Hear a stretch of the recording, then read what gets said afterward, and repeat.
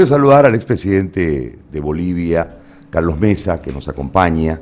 Está en Santa Cruz. Entiendo que el aniversario del FRI lo trajo a Santa Cruz y aprovechamos para invitarlo y poder conversar sobre su visión del momento, su visión sobre el futuro, el instante político del masismo dividido, el discurso de la búsqueda de una unidad en la oposición. El mismo discurso hoy lo persigue el masismo y todos los temas que atañen, por supuesto, a la realidad nacional. Carlos, ¿cómo le va? Qué gusto de saludarlo. Muy buenos días, Gary. Gracias por la invitación. Un gusto estar aquí en Santa Cruz y poder conversar sobre temas que son de interés nacional, local, de los cruceños y de los bolivianos.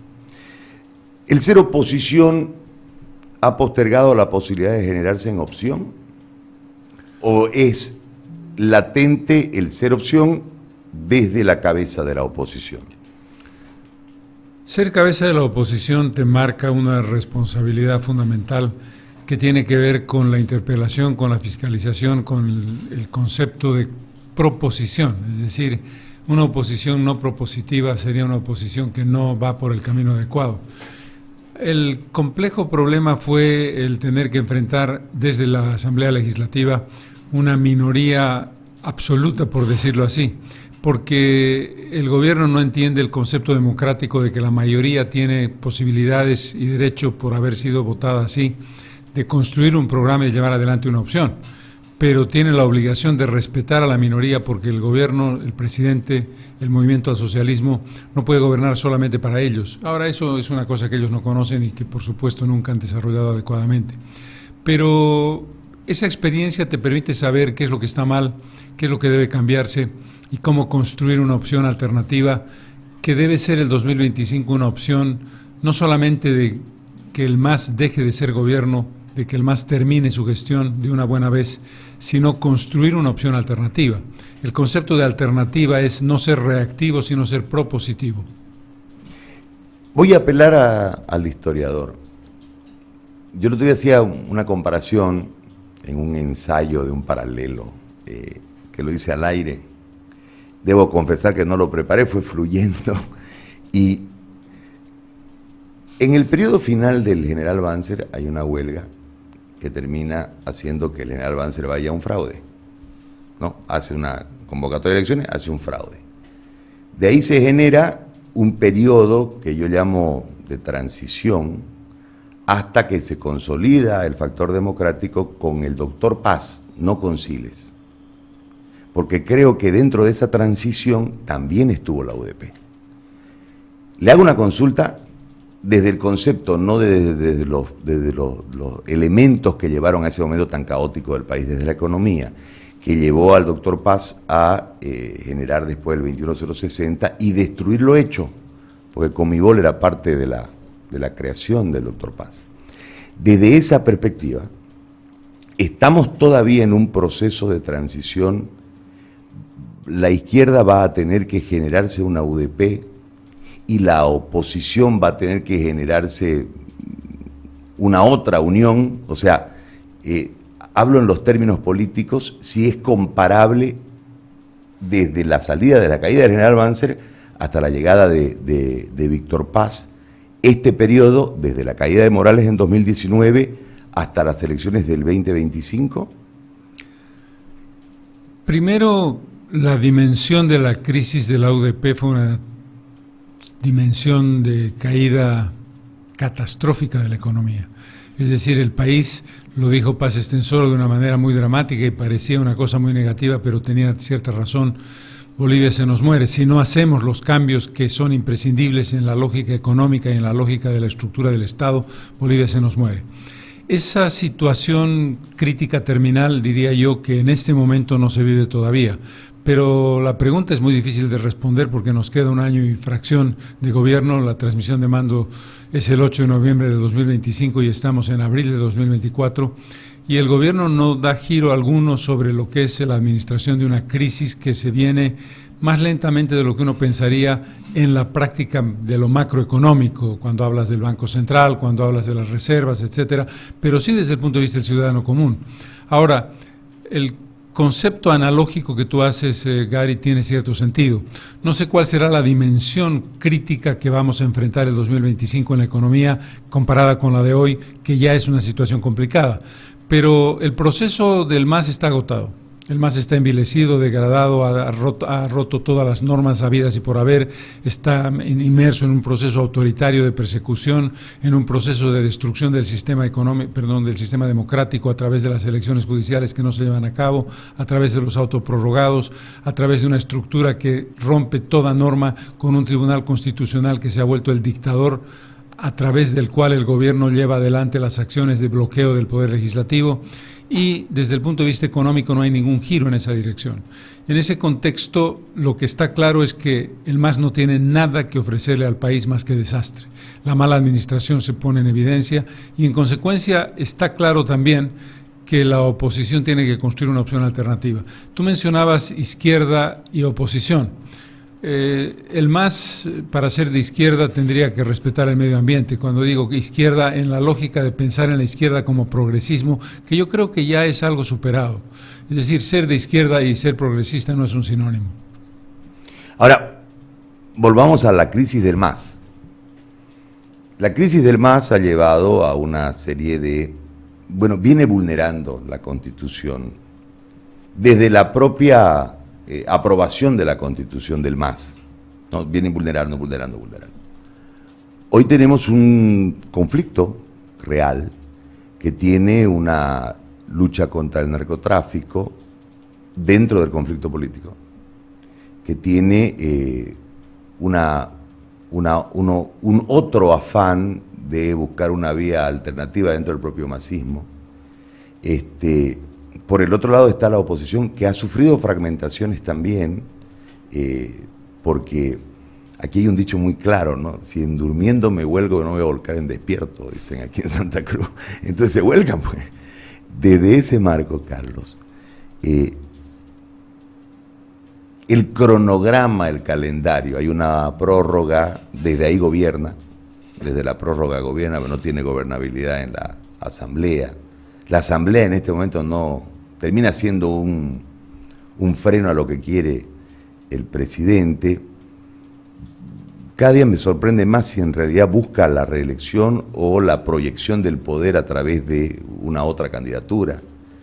Pareciese que ya el MAS no es la manzana deseada y que pudiesen ser capaces de hacer un otro acuerdo. En el caso de Santa Cruz ya se lanzó una campaña nacional, el partido que maneja la corrupción de la alcaldía ha lanzado el viernes pasado una visión nacional de candidatura. Eso llama la atención. Se anuncia en otro momento desde el levismo un supuesto acuerdo con la oposición, porque mencionan al FRI dentro de un supuesto acuerdo en una alocución de uno de sus diputados. El FRI lo niega. O sea, hay un ambiente donde me parece que pueden sacar del escenario al MAS, o es imposible que el masismo sin el MAS, porque sin Evo va a ir, eso está claro por el fallo, ¿no? Pero sin el masismo pueda generar una fuerza desde las imágenes políticas que en este momento proyecta.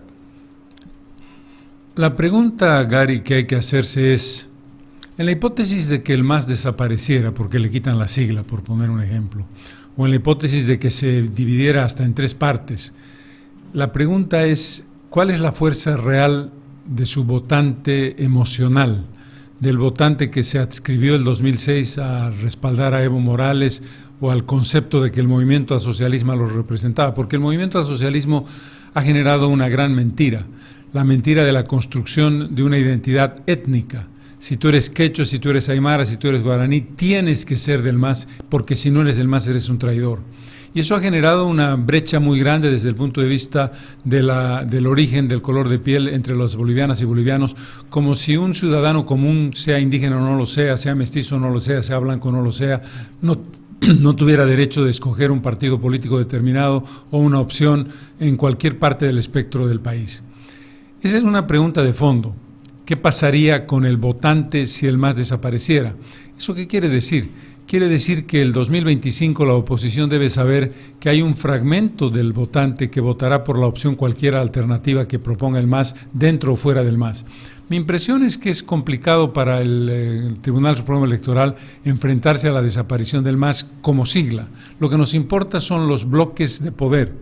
Y lo que hay que construir es una opción alternativa, independientemente de que el MAS se llame MAS o que la UCS lo proponga o que lo proponga el PS1 o quien sea. Pero si cabe una respuesta, Gary, creo que la palabra incertidumbre, que es una palabra que parecía exclusiva de la oposición por la pregunta que ahora pretendo responder de la unidad, se ha convertido también en una palabra válida para el MAS. ¿Qué va a pasar el 2024? Comentábamos antes del programa, ¿van a haber elecciones judiciales? ¿Van a haber elecciones primarias? ¿Cómo van a venir los resultados del censo? ¿Van a ser creíbles los resultados del censo? ¿Qué pasa si no hay primarias? Nosotros hemos hecho una propuesta, primarias abiertas, simultáneas, obligatorias y competitivas, a diferencia de las primarias vigentes que son primarias cerradas solamente para militantes. Hay una propuesta desde el Tribunal Electoral, aunque individual, de uno de sus magistrados, de eliminar las elecciones primarias definitivamente. ¿Qué pasa si el proceso electoral, que si hay primarias comienza en agosto del 2024, se traslada a las elecciones presidenciales, que en el mejor de los casos serían en agosto del 2025 o en septiembre del 2025? Porque el país ha entrado en una especie de patología preelectoral un poco adelantada, que plantea preguntas de fondo sobre, en el caso de la oposición, ¿están claros los candidatos? ¿Estamos claros quienes tenemos las verdaderas opciones? ¿Estamos en el momento de maduración de decir hay que construir la unidad en torno a? Yo diría que no. Yo diría que primero tenemos que saltar el tema del Congreso del MAS, las postergaciones, su división, las primarias, las judiciales, el censo, para tener un panorama relativamente claro que nos permita organizarnos adecuadamente, aprendiendo la lección que no debemos repetir del 2020. Vamos a hacer un ejercicio, si lo quiere responder, por supuesto. Superando todo este proceso del MAS y el Congreso y yendo a un escenario ya de elecciones, no estamos en un escenario de elecciones todavía, vamos avanzando. Se va enrareciendo mucho el camino, creo que está muy complicado. Yo temo una reacción violenta del levismo que pueda enlutar a la nación. Pero le hago una consulta. Usted tocaba un temita en su alocución anterior. En base a, ¿cómo se puede generar una opción a este país que sea el antídoto a todo lo que ha envenenado el MAS? Pero en base a, porque yo veo que es un tema relacionado a que han aparecido muchas candidaturas, principalmente de aquí, principalmente de Santa Cruz, de un policía por allá, o sea, un exfiscal, un rector, todo el mundo quiere ser candidato aquí, y en base a, es decir, ¿qué le voy a proponer yo a Bolivia para que Bolivia me mire, me observe, me considere? Está claro lo que le propone el movimiento al socialismo, pero en esa construcción del qué ofrecer, se buscará después quienes lo ofrezcan, me parece. En ese contexto, ¿qué piensa Carlos Mesa? Tú has planteado, Gary, una secuencia de pregunta que es básica. ¿Qué y quién o quién y qué? Y la pregunta tiene sentido, porque si uno va a plantear la opción el 2025 exclusivamente para decir no quiero que el MAS continúe, no quiero que Arce sea candidato y menos que Evo Morales sea candidato, y de lo que se trata es de evitarlo y de ganarles la elección, quedaríamos con la mitad del camino recorrido. Sin ninguna duda, y todo el mundo lo sabe, lo primero que tenemos que lograr es derrotar electoral y democráticamente al MAS, sin ninguna duda. Y para eso hay que conseguir una candidatura creíble y potente. Pero el qué, que es esencial en tu pregunta, tiene que ver con, supongamos que ganamos la elección, ¿qué le ofrecemos al país distinto al movimiento al socialismo? Y eso tiene que ver con la recuperación de la institucionalidad democrática, eso tiene que ver con la construcción de un espacio republicano verdadero Y por cierto, la Constitución actual del 2009, en el artículo 11 y el artículo 12, reconoce explícitamente que Bolivia es una república, o sea que no hay que recuperar siquiera el criterio. La república se organiza a través de poderes independientes, separados y coordinados entre sí. Lo que tenemos hoy es una dictadura de todos los órganos del Estado en manos del gobierno, haciendo lo que le da la gana. La institucionalidad democrática es un primer elemento. Un segundo elemento crucial es la defensa del medio ambiente y la estructura de decir, todo modelo productivo tiene que pensar que el equilibrio ambiental no solamente es una cuestión retórica, de demagogia, de ser buenitos con el medio ambiente, que los pajaritos píen, no. Tiene que ver con nuestro futuro económico y productivo. El sistema agroindustrial de Bolivia, cuyo modelo es Santa Cruz, lo sabe perfectamente, y me da la impresión de que organizaciones como la CAO están entendiendo perfectamente que hay que compatibilizar una visión de desarrollo progresista, tecnológicamente importante, pero ambientalmente sostenible, para no hablar de la minería del oro que contamina totalmente. El otro elemento crítico, Gary, es si no cambiamos nuestro modelo de producción energética y nuestro modelo de consumo energético, nos vamos a estrellar contra la pared. Porque el tema energético, llámese gas, está vinculado al tema fiscal.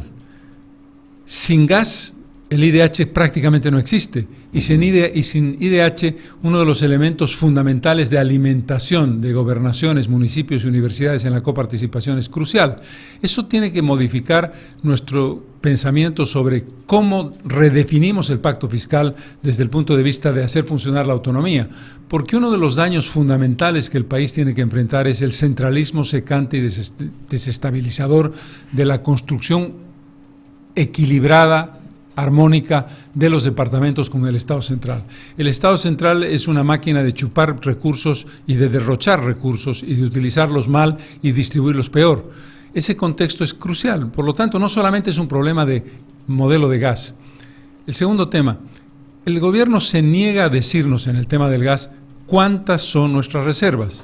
Estamos más cercanos a creer que estamos alrededor del 5 o 4 TCF, trillones de pies cúbicos, cuando el país consume 1 trillón de pies cúbicos por año.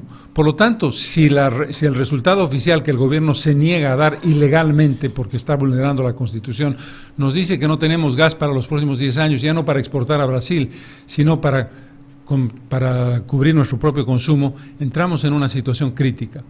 Tenemos superávit eléctrico, pero la gente no se acuerda o no sabe o no tiene pensado claramente que el 70% de la energía eléctrica, Gary, es energía termoeléctrica. En consecuencia, si el gas desaparece el proceso industrial, tenemos déficit de producción de energía, hay que cambiar el modelo de producción energética con energías renovables, es decir, hay que hacer un planteamiento institucional, ambiental, productivo y energético en el que creo tenemos ideas más o menos claras que tiene que modificar fundamentalmente el futuro, el qué y el quién. A veces el quién parece lo más importante, y lo es, porque para ganar una elección se necesita el quién, pero si ese quién no sabe qué, estamos perdidos. Le hago una pregunta desde una otra entrevista que realicé la semana anterior. Estuve con Carlos Hugo Molina hablando sobre la participación popular y él trajo un dato que me parece que es fundamental en este momento. Este es un país urbano. Sí.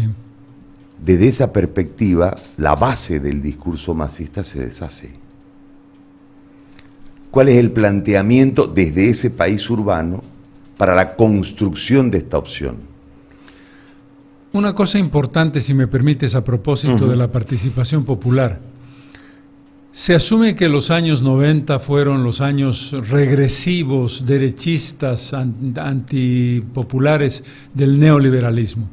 La participación popular ha sido la revolución de distribución de recursos y reconocimiento del espacio territorial del país más importante de nuestra historia.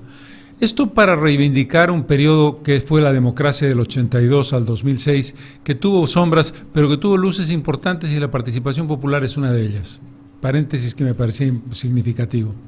Pero la respuesta es claramente una reformulación de la relación campo-ciudad. lo que significa la construcción de un espacio urbano más armónico y más organizado. La otra pregunta que viene con la participación popular tiene que ver con las áreas de absorción de población y las áreas de expulsión de población. Y ahí tenemos que darle una respuesta al país que está fuera del eje troncal, porque cuando tú hablas de población urbana, estás hablando de que el 72% de la población urbana está en Cochabamba, Santa Cruz y La Paz, empezando por Santa Cruz, siguiendo por La Paz, continuando por Cochabamba. Y la comprensión del concepto del área metropolitana. Cuando se habla del caso del Departamento de La Paz y particularmente de las dos ciudades más importantes del departamento, que son La Paz y El Alto, pareciera que son dos entidades distintas. Una expulsa población y la otra atrae población. Una es económicamente interesante, la otra es económicamente poco interesante. Cuando en realidad, si tú te das cuenta que la vinculación interna de las ciudades, la gente llega al Alto por el conjunto La Paz-El Alto. La cantidad de población que se mueve internamente es muy grande. ¿Qué quiero decir con eso? Que hay que construir espacios de armonía metropolitana en aquellos ámbitos. Porongo, por poner un ejemplo, aquí en Santa Cruz, es parte del ámbito urbano de Santa Cruz, del medio, digamos, del área metropolitana. Tienes que construir espacios de unidad, independientemente si el alcalde es del MAS o de la UCS o de Comunidad Ciudadana o de lo que sea. Hay que construir un orden urbano nuevo, y con relación al área rural, yo diría que hay una diferencia entre el área rural del oriente y el área rural del occidente en función de las respuestas de producción. La producción agroindustrial de alguna manera está integrando al conjunto del sector productivo rural del área cruceña y del área, digamos, de la frontera con Cochabamba, cosa que no ocurre en el ámbito de la producción en el área andina. En el área andina tú tienes que construir un modelo de producción y rentabilidad sin intermediación del producto agrícola y de la agropecuaria, que es distinta de aquí. Entonces creo que hay que construir modelos de producción distintos, entendiendo que el proceso de transformación de la sociedad hacia el área urbana es significativo, es irreversible. Una figura del último tiempo que se transformó en icónica inclusive para el continente desde la propaganda de la izquierda internacional, ha sido Evo Morales. Desde su perspectiva analítica y lógicamente siendo protagonista de la oposición, primero a Morales y ahora a Arce, ¿cómo ve en este instante el futuro inmediato de Morales? Aprovecho para apuntar que el 2019 fue la única vez en que un candidato de la oposición, sin fraude, estuvo cerca del 40% de los votos, me refiero a mi candidatura, y con fraude el 35% de los votos. El resto de las candidaturas, incluso la mía del 2020, estuvo por debajo del 30%, y fue nuestra candidatura, la de Comunidad Ciudadana del 2019, la que permitió poner en evidencia el fraude, la inconstitucionalidad de la candidatura, y terminó presionando con los 21 días heroicos de resistencia democrática a la salida de Morales del gobierno. Morales padece de una patología compulsiva que es el poder por el poder mismo. Morales quiere ser presidente a cualquier costo, y ese es un costo que ojalá fuera personal, que sería lo de menos. Es un costo para el país, porque es un empecinamiento que puede generar, tú lo decías en algún momento, una confrontación civil, social muy compleja, si se ratifica lo que de hecho ya ha ocurrido. Cuando el Tribunal Constitucional era todavía constitucional, porque ahora lo es, pero inconstitucional, ilegal y de usurpación de funciones por los autoprorrogados, a fines del año pasado decidió la inhabilitación de Evo Morales, plantó una situación que no ha cambiado jurídicamente, es decir, el expresidente no puede ser candidato a la presidencia. Pero Morales no solamente puede generar un quiebre interno, de hecho lo ha generado ya en el movimiento al socialismo, sino puede generar una situación imposible para el equilibrio de la paz social del país. Pero lo dramático del asunto es que Morales no tiene propuesta. No tiene propuesta porque su propuesta se agotó en el momento en que se agotaron los dólares que ingresaban por los altos precios de las materias primas.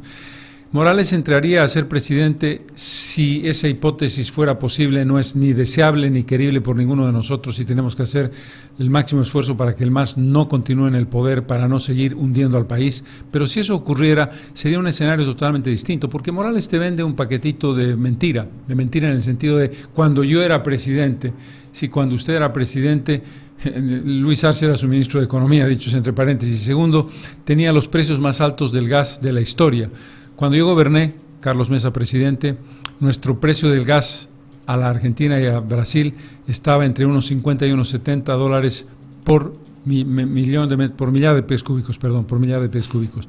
Morales ha logrado precios de 9 a 12 dólares y como un promedio 8 dólares por millar de pies cúbicos, es decir, 7 veces más que los gobiernos anteriores. Eso no fue mérito suyo, no es que produjera más o menos, es que el mismo millar de pies cúbicos le pagaban 7 veces más. Y esa realidad distorsiona el pasado y la visión de lo que él fue. Además, la nacionalización del gas podía haber tenido como resultado una inversión en prospección, en exploración y en encontrar nuevas reservas de gas.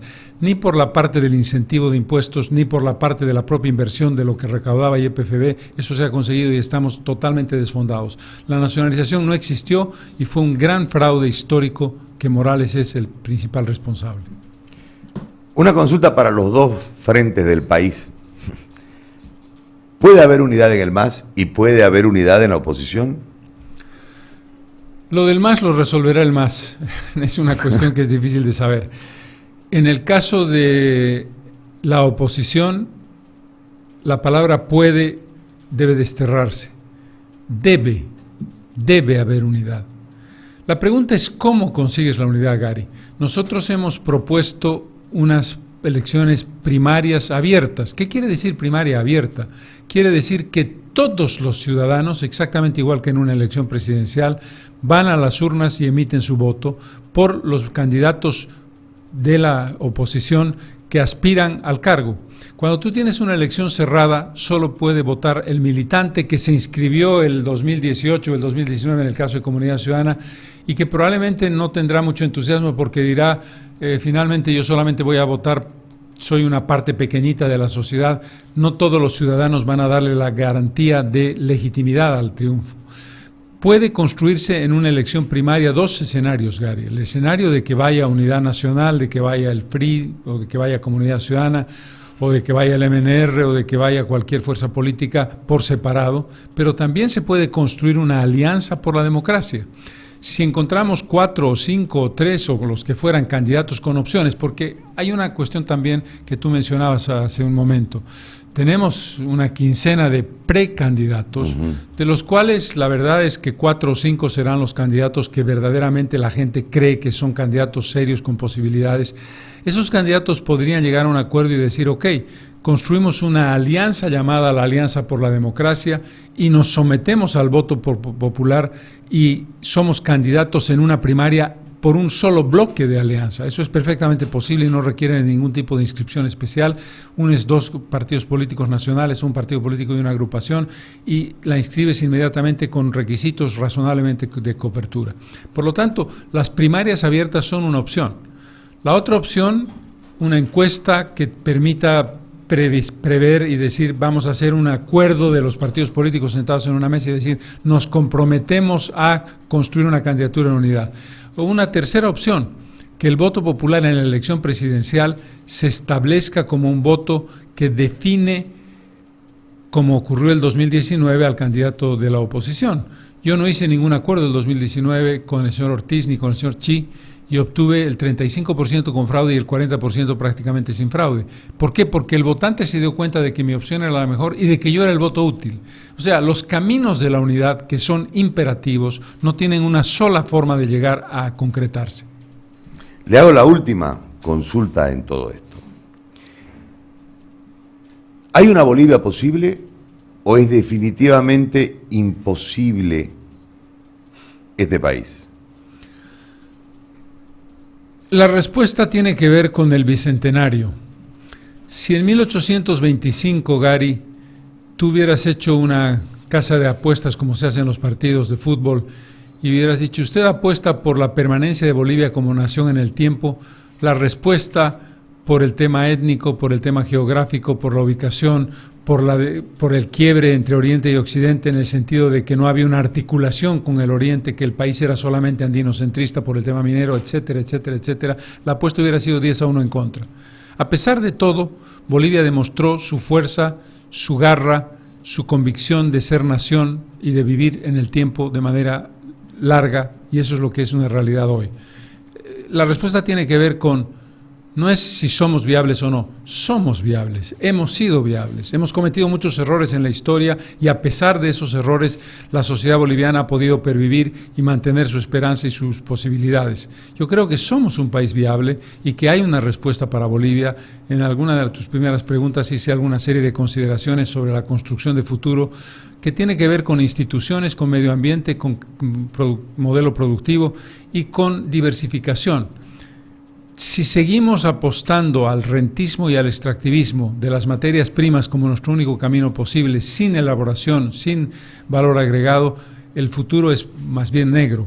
Pero creo que la diversificación, la economía naranja, la tecnología y la innovación son posibles en nuestro país. Carlos, le agradezco por venir y por el diálogo. No, ha sido por muy el contrario, amable. Gary. Un gusto, un saludo especialísimo a la ciudad de Santa Cruz, al pueblo cruceño y por supuesto al conjunto de tu audiencia.